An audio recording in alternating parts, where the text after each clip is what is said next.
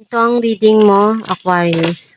Welcome back to our channel. Naway nasa mabuti kayong kalagayan while watching the channel. Sa general reading, kayo nang bahalang magpalit-palit ng situation nyo sa reading ko.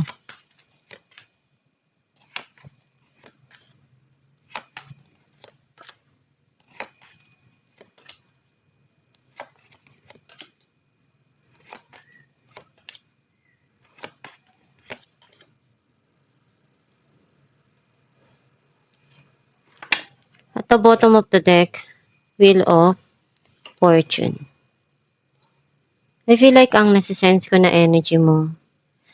Nakita ko na iniisip mo, gusto mo yung mapayapang buhay, or gusto mo magtrabaho sa malayo, mag-travel, or may mga bagay ngayon na tinatapos mo na at magsimula uli sa buhay.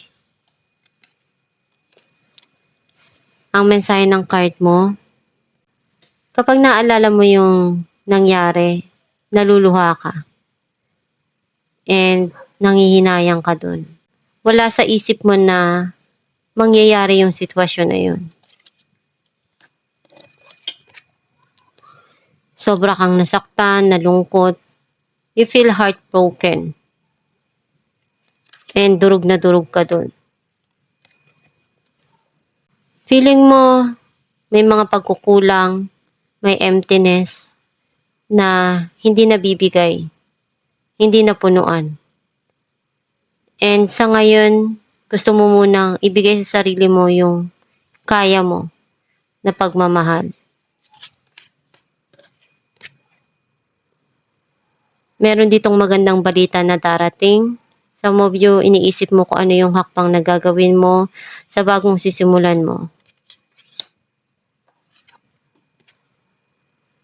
Andun yung regret or merong darating dito na kailangan mo pagdesisyonan. You feel undecided. Hindi ka pa handa na gawin or harapin yung mga desisyon.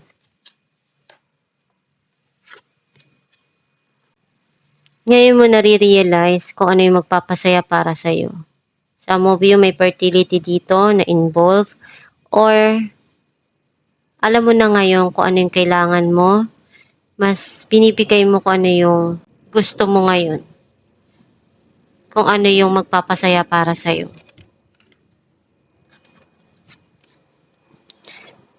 Kapag mag-isa ka or sa gabi, pag matutulog ka, dun mo binubuhos yung nararamdaman mo. Dun mo nararamdaman yung labis na kalungkutan.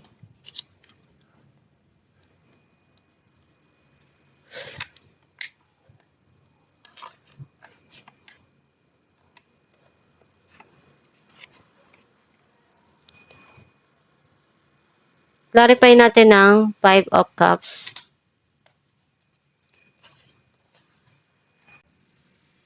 The World and 2 of Wands. Minamanifest mo na magbago yung mga nangyari. Kasi andun pa rin yung nanghihinayang ka pero wala ka nang magagawa kasi tapos na. Pero ngayon iniisip mo kung ano yung magagawa mong solusyon dun sa mga nangyari na yun. Clarify natin ang 2 of Cups.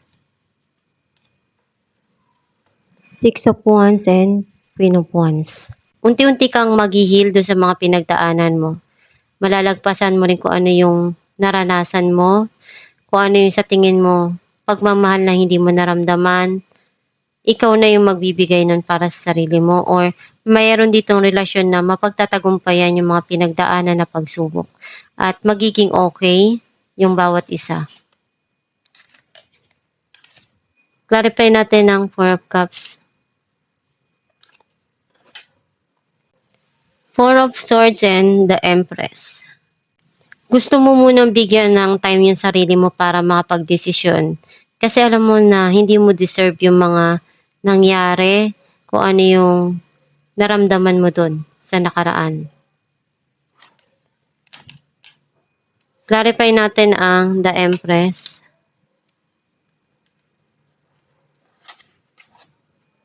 Page of Wands and 5 of Wands. Feeling mo nag-struggle ka dun sa mga nangyari sa buhay mo sa nakaraan. And ngayon, mas iniisip mo kung ano yung magpapasaya para sa'yo. Dun ka nakapokus at alam mo kung ano yung kailangan na gawin dun sa mga nangyayari at dumarating sa'yo na pagsubok. Clarify natin ang Three of Swords. Temperance and Nine of Swords. Kailangan mo na ibalanse yung mga nangyayari sa buhay mo para hindi ka ma-exhausted. Especially kung may pinagdadaanan ka na pagsubok na sobrang hirap at sakit.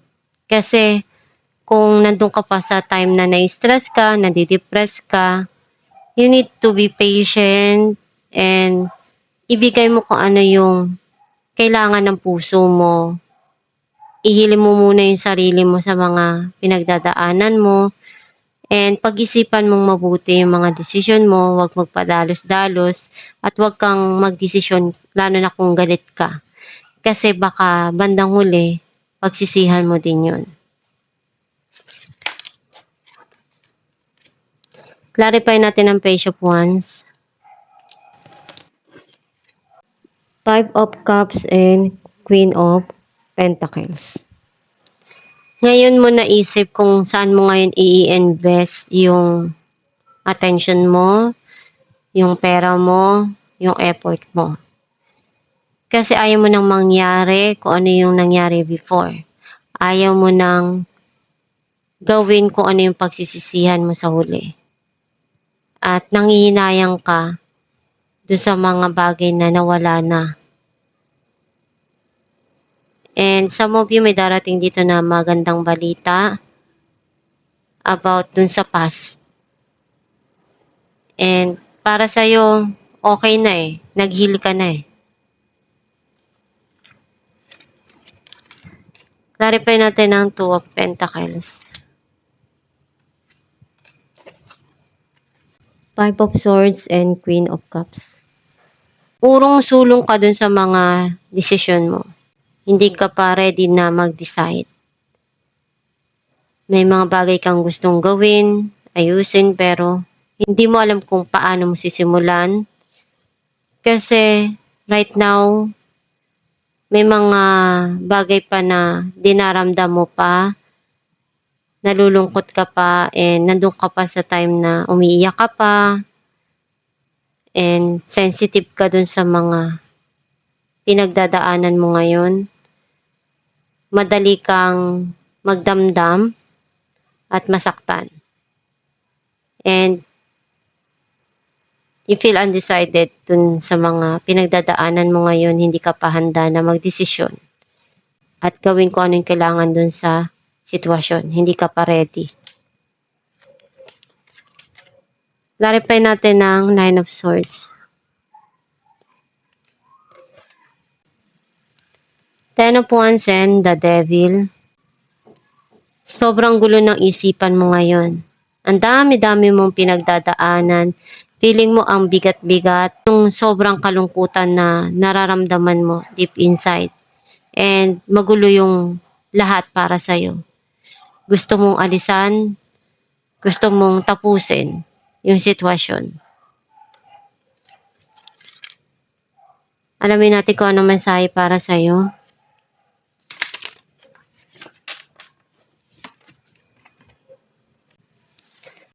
Each time I choose to tune into spirit, guidance of the highest truth shows up for me. Ang mensahe para sa'yo na kung ano yung pinipili mo para sa sarili mo, kung ano yung sa tingin mo, handa ka na naharapin at magdesisyon, gawin mo. As long na ikabubuti ng buhay mo, samahan mo lang ng pagdarasal para maibigay mo yung tama dun sa sitwasyon at mapagdesisyonan mo ng tama yung mga nangyayari sa buhay mo. And maniwala ka sa kakayahan mo, magtiwala ka sa Diyos na tutulungan ka.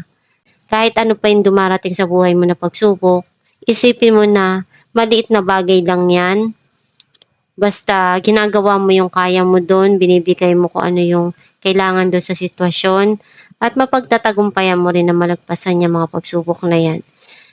And isipin mo palagi na hindi lang ikaw yung may pinagdadaanan sa buhay. Nasaktan ka man ngayon, gano'n din ang iba. Pinagdadaanan din nila yan. Kung ano yung kaya nila, isipin mo na kaya mo rin yan na magawa.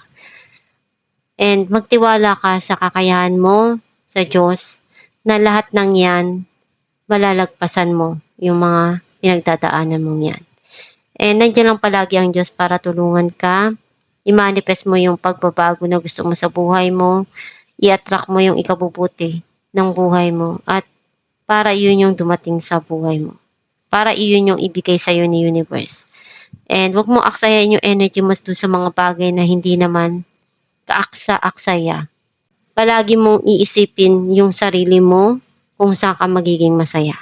Iyon yung bigyan mo ng atensyon at pagtiyagaan mo, pagsumikapan mo yung mga pangarap mo na ma-achieve mo. At itong yung reading, Aquarius, kung nakaresonate ka kayo, comment down below. Thank you for watching.